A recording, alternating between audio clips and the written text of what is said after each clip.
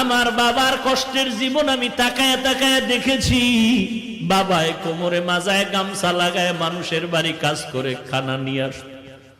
এমনও ঈদের দিন গেছে একটা নতুন জামা আমার বাবায় দিতে পারে না। মাঝে মাঝে তাকায় দেখতাম আমার মায়ের কাছে বাবায় বসে বসে কান্না করে।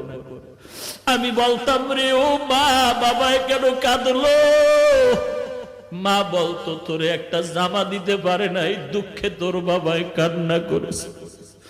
এমন কষ্টের জীবন বাড়ায়া তোমার ঘরে আসছি।